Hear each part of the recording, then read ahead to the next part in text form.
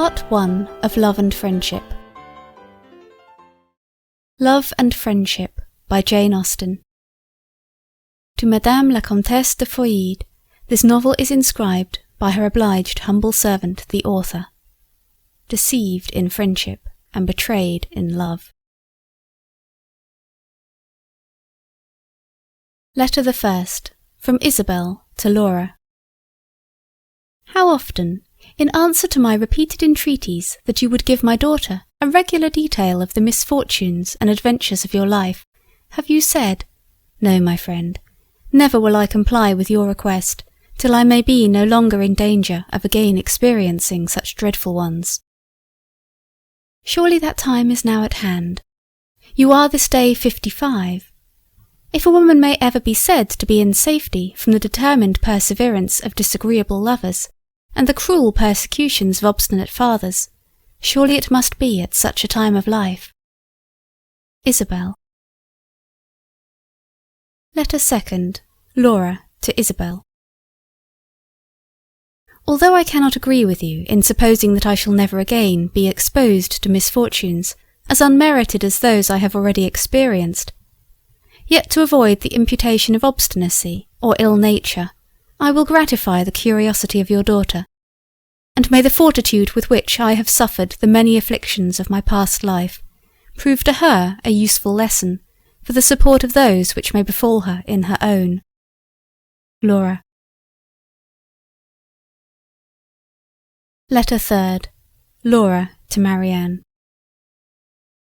As the daughter of my most intimate friend, I think you entitled to that knowledge of my unhappy story which your mother has so often solicited me to give you. My father was a native of Ireland, and an inhabitant of Wales. My mother was the natural daughter of a Scotch peer by an Italian opera girl.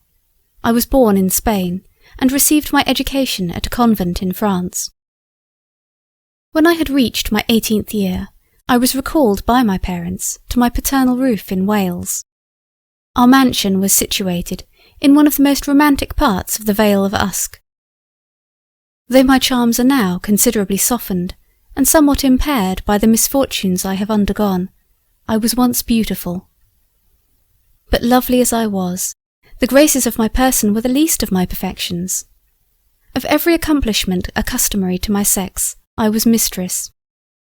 When in the convent, my progress had always exceeded my instructions, my acquirements had been wonderful for my age, and I had shortly surpassed my masters. In my mind, every virtue that could adorn it was centred. It was the rendezvous of every good quality and of every noble sentiment. A sensibility too tremblingly alive to every affliction of my friends, my acquaintance, and particularly to every affliction of my own, was my only fault, if a fault it could be called.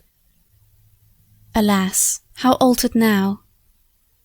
Though indeed my own misfortunes do not make less impression on me than they ever did, yet now I never feel for those of another. My accomplishments too begin to fade. I can neither sing so well, nor dance so gracefully as I once did, and I have entirely forgotten the minuet de la cour. Adieu, Laura. Letter Fourth, Laura to Marianne. Our neighbourhood was small, for it consisted only of your mother. She may probably have already told you that being left by her parents in indigent circumstances, she had retired into Wales on economical motives. There it was our friendship first commenced. Isabel was then 21. Though pleasing both in her person and manners, between ourselves, she never possessed the 100th part of my beauty or accomplishments. Isabel had seen the world. She had passed 2 years at one of the first boarding schools in London, had spent a fortnight in Bath, and had supped one night in Southampton. "Beware, my Laura," she would often say, "beware of the insipid vanities and idle dissipations of the metropolis of England. Beware of the unmeaning luxuries of Bath, and of the stinking fish of Southampton."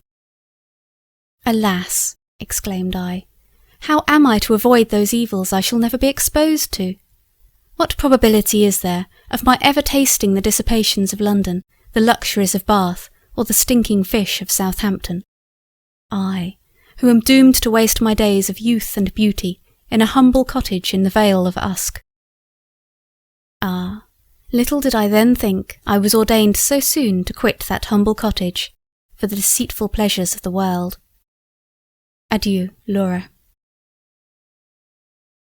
Letter 5th. Laura to Marianne.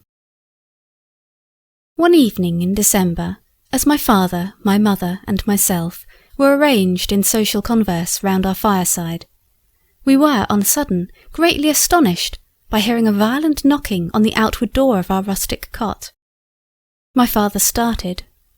"What noise is that?" said he. "It sounds like a loud rapping at the door," replied my mother. "It does indeed," cried I. "I am of your opinion," said my father. "It certainly does appear to proceed from some uncommon violence exerted against our unoffending door." "Yes," exclaimed I cannot help thinking it must be somebody who knocks for admittance."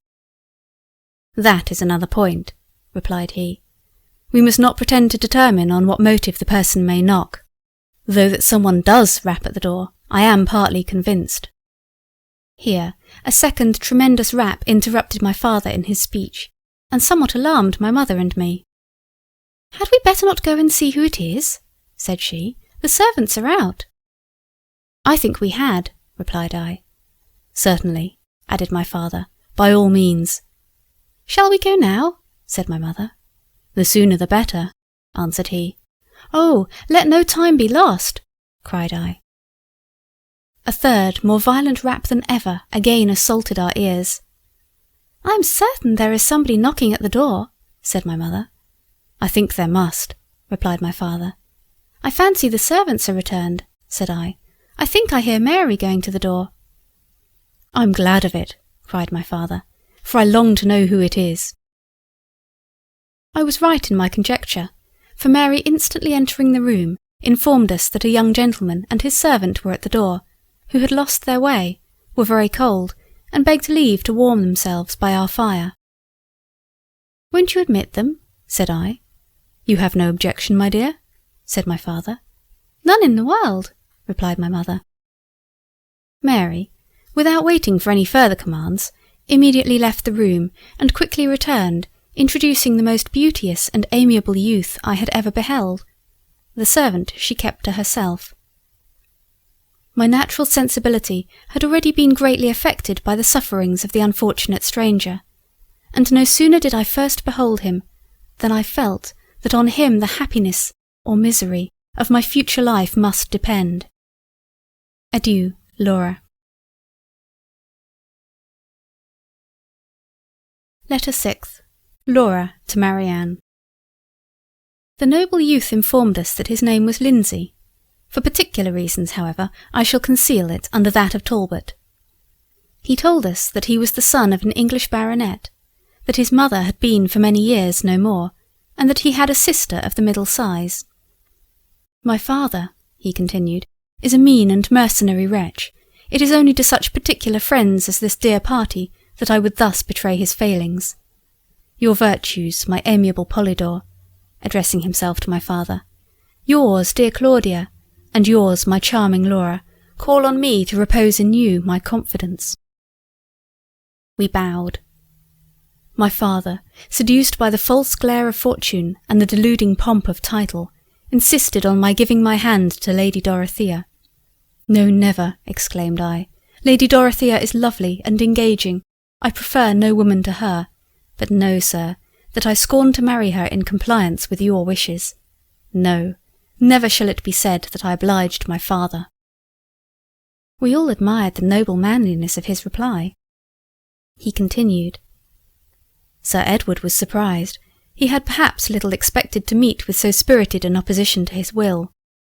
"Where, Edward, in the name of wonder," said he, "did you pick up this unmeaning gibberish? You have been studying novels, I suspect." I scorned to answer. It would have been beneath my dignity.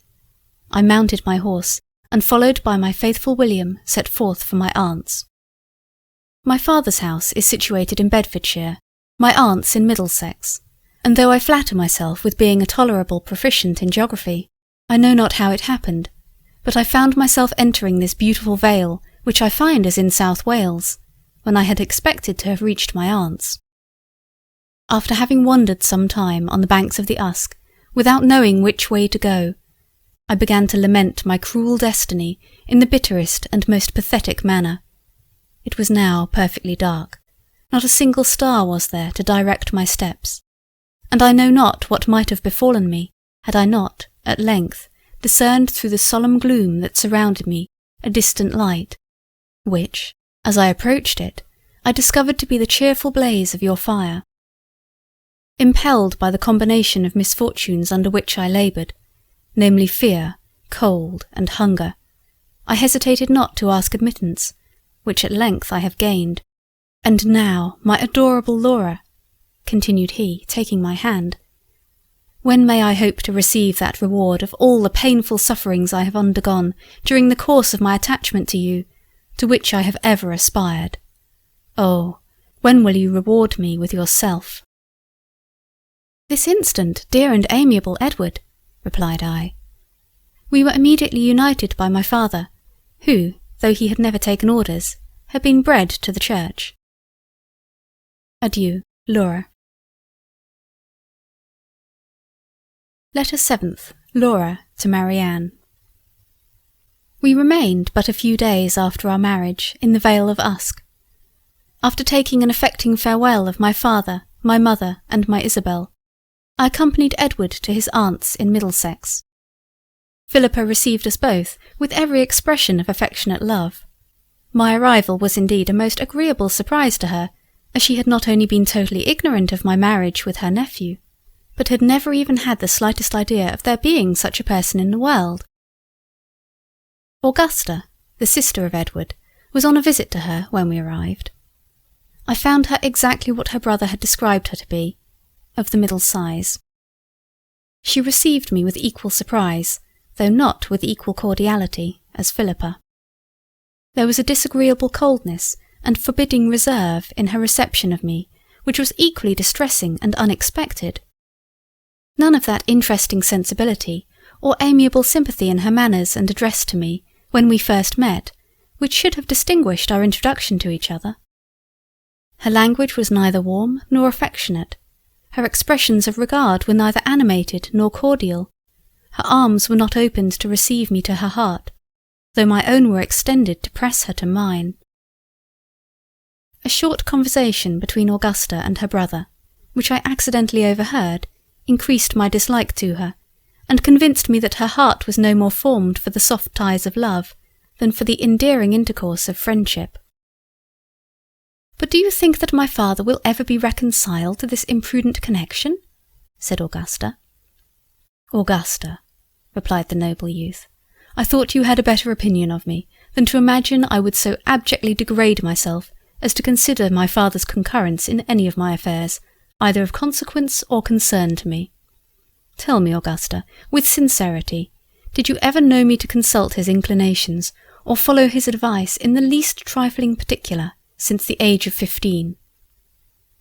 Edward, replied she, you are surely too diffident in your own praise. Since you were 15 only? My dear brother, since you were 5 years old, I entirely acquit you of ever having willingly contributed to the satisfaction of your father. But still I am not without apprehensions of your being shortly obliged to degrade yourself in your own eyes by seeking a support for your wife in the generosity of Sir Edward. Never, never, Augusta, will I so demean myself, said Edward. Support? What support will Laura want which she can receive from him? Only those very insignificant ones of victuals and drink, answered she. Victuals and drink, replied my husband, in a most nobly contemptuous manner. And dost thou then imagine that there is no other support for an exalted mind, such as is my Laura's, than the mean and indelicate employment of eating and drinking? None that I know of so efficacious, returned Augusta. And did you then never feel the pleasing pangs of love, Augusta? replied my Edward. Does it appear impossible to your vile and corrupted palate to exist on love? Can you not conceive the luxury of living in every distress that poverty can inflict, with the object of your tenderest affection? You are too ridiculous, said Augusta, to argue with. Perhaps, however, you may in time be convinced that—" Here I was prevented from hearing the remainder of her speech by the appearance of a very handsome young woman who was ushered into the room at the door of which I had been listening. On hearing her announced by the name of Lady Dorothea, I instantly quitted my post and followed her into the parlour, for I well remembered that she was the lady proposed as a wife for my Edward by the cruel and unrelenting baronet. Although Lady Dorothea's visit was nominally to Philippa and Augusta, yet I have some reason to imagine that, acquainted with the marriage and arrival of Edward, to see me was a principal motive to it. I soon perceived that though lovely and elegant in her person, and though easy and polite in her address, she was of that inferior order of beings with regard to delicate feeling, tender sentiments, and refined sensibility, of which Augusta was one. She stayed but half an hour, and neither in the course of her visit confided to me any of her secret thoughts, nor requested me to confide in her any of mine. You will easily imagine, therefore, my dear Marianne, that I could not feel any ardent affection or very sincere attachment for Lady Dorothea. Adieu, Laura. Letter 8th. Laura to Marianne, in continuation. Lady Dorothea had not left us long before another visitor, as unexpected a one as her ladyship, was announced. It was Sir Edward, who, informed by Augusta of her brother's marriage, came doubtless to reproach him for having dared to unite himself to me without his knowledge. But Edward, foreseeing his design, approached him with heroic fortitude as soon as he entered the room, and addressed him in the following manner. Sir Edward, I know the motive of your journey here. You come with the base design of reproaching me for having entered into a dissoluble engagement with my Laura without your consent. But, sir, I glory in the act. It is my greatest boast that I have incurred the displeasure of my father. So saying, he took my hand, and whilst Sir Edward, Philippa, and Augusta were doubtless reflecting with admiration on his undaunted bravery, led me from the parlour to his father's carriage, which yet remained at the door, and in which we were instantly conveyed from the pursuit of Sir Edward. The postilions had at first received orders only to take the London road. As soon as we had sufficiently reflected, however, we ordered them to drive to the seat of Edward's most particular friend, which was but a few miles distant. At we arrived in a few hours, and on sending in our names, were immediately admitted to Sophia, the wife of Edward's friend. After having been deprived during the course of 3 weeks of a real friend, for such I term your mother, imagine my transports at beholding one most truly worthy of the name. Sophia was rather above the middle size, most elegantly formed. A soft languor spread over her lovely features, but increased their beauty. It was the characteristic of her mind. She was all sensibility and feeling. We flew into each other's arms, and after having exchanged vows of mutual friendship for the rest of our lives, instantly unfolded to each other the most inward secrets of our hearts. We were interrupted in the delightful employment by the entrance of Augustus, Edward's friend, who was just returned from a solitary ramble. Never did I see such an affecting scene as was the meeting of Edward and Augustus. "My life, my soul!" exclaimed the former. "My adorable angel!" replied the latter, as they flew into each other's arms. It was too pathetic for the feelings of Sophia and myself. We fainted alternately on a sofa. Adieu, Laura. Letter the 9th. From the same to the same. Towards the close of day, we received the following letter from Philippa. Sir Edward is greatly incensed by your abrupt departure. He has taken back Augusta to Bedfordshire. Much as I wish to enjoy again your charming society, I cannot determine to snatch you from that of such dear and deserving friends. When your visit to them is terminated, I trust you will return to the arms of your Philippa. We returned a suitable answer to this affectionate note, and after thanking her for her kind invitation, assured her that we would certainly avail ourselves of it whenever we might have no other place to go to. though certainly nothing could, to any reasonable being, have appeared more satisfactory than so grateful a reply to her invitation. Yet I know not how it was, but she was certainly capricious enough to be displeased with our behaviour, and in a few weeks after, either to revenge our conduct or relieve her own solitude, married a young and illiterate fortune-hunter. This imprudent step, though we were sensible that it would probably deprive us of that fortune which Philippa had ever taught us to expect, could not on our own accounts excite from our exalted minds a single sigh, yet fearful lest it might prove a source of endless misery to the deluded bride, our trembling sensibility was greatly affected when we were first informed of the event. The affectionate entreaties of Augustus and Sophia that we would for ever consider their house as our home easily prevailed on us to determine never more to leave them. In the society of my Edward and this amiable pair I passed the happiest moments of my life. Our time was most delightfully spent in mutual protestations of friendship and in vows of unalterable love, in which we were secure from being interrupted by intruding and disagreeable visitors, as Augustus and Sophia had, on their first entrance in the neighbourhood, taken due care to inform the surrounding families that as their happiness centred wholly in themselves, they wished for no other society. But alas, my dear Marianne, such happiness as I then enjoyed was too perfect to be lasting. A most severe and unexpected blow at once destroyed every sensation of pleasure.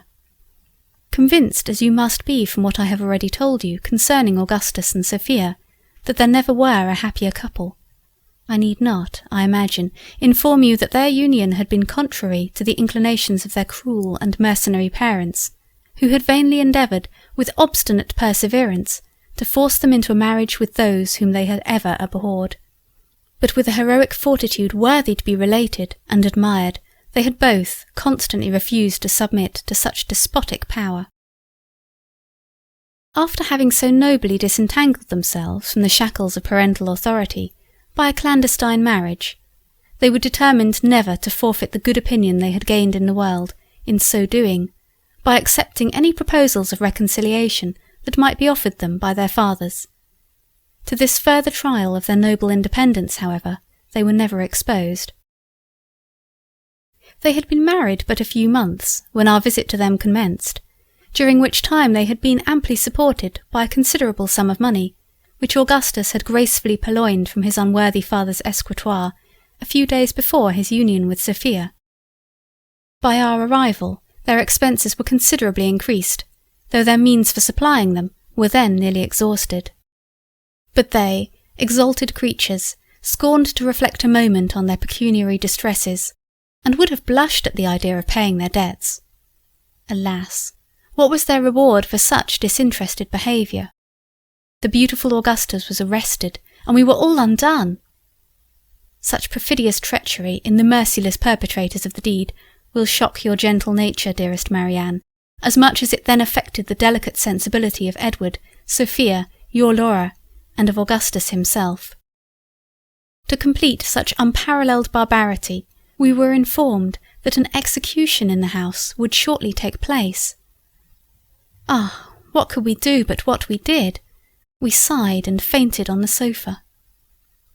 Adieu, Laura. Letter 10th. Laura in continuation. When we were somewhat recovered from the overpowering effusions of our grief, Edward desired that we would consider what was the most prudent step to be taken in our unhappy situation, while he repaired to his imprisoned friend to lament over his misfortunes. We promised that we would, and he set forwards on his journey to town. During his absence we faithfully complied with his desire, and after the most mature deliberation, at length agreed that the best thing we could do was to leave the house, of which we every moment expected the officers of justice to take possession. We waited, therefore, with the greatest impatience for the return of Edward, in order to impart to him the result of our deliberations. But no Edward appeared. In vain did we count the tedious moments of his absence, in vain did we weep, in vain even did we sigh, no Edward returned. This was too cruel, Too unexpected a blow to our gentle sensibility, we could not support it, we could only faint. At length, collecting all the resolution I was mistress of, I arose, and after packing up some necessary apparel for Sophia and myself, I dragged her to a carriage I had ordered, and we instantly set out for London. As the habitation of Augustus was within 12 miles of town, it was not long ere we arrived there, and no sooner had we entered Holborn than, letting down one of the front glasses, I inquired of every decent-looking person that we passed if they had seen my Edward. But as we drove too rapidly to allow them to answer my repeated inquiries, I gained little, or indeed no, information concerning him. "Where am I to drive?" said the postilion. "To Newgate, gentle youth," replied I, "to see Augustus." "Oh, no, no," exclaimed Sophia, "I cannot go to Newgate. I shall not be able to support the sight of my Augustus in so cruel a confinement. My feelings are sufficiently shocked by the recital of his distress, but to behold it will overpower my sensibility." As I perfectly agreed with her in the justice of her sentiments, the postilion was instantly directed to return into the country. You may perhaps have been somewhat surprised, my dearest Marianne, that in the distress I then endured, destitute of any support, and unprovided with any habitation, I should never once have remembered my father and mother, or my paternal cottage in the Vale of Usk. To account for this seeming forgetfulness, I must inform you of a trifling circumstance concerning them, which I have as yet never mentioned. The death of my parents a few weeks after my departure is the circumstance I allude to. By their decease, I became the lawful inheritress of their house and fortune. But alas, the house had never been their own, and their fortune had only been an annuity on their own lives. Such is the depravity of the world. To your mother I should have returned with pleasure, should have been happy to have introduced to her my charming Sophia, and should with cheerfulness have passed the remainder of my life in their dear society in the Vale of Usk, had not one obstacle to the execution of so agreeable a scheme intervened, which was the marriage and removal of your mother to a distant part of Ireland. Adieu, Laura. End of Part 1.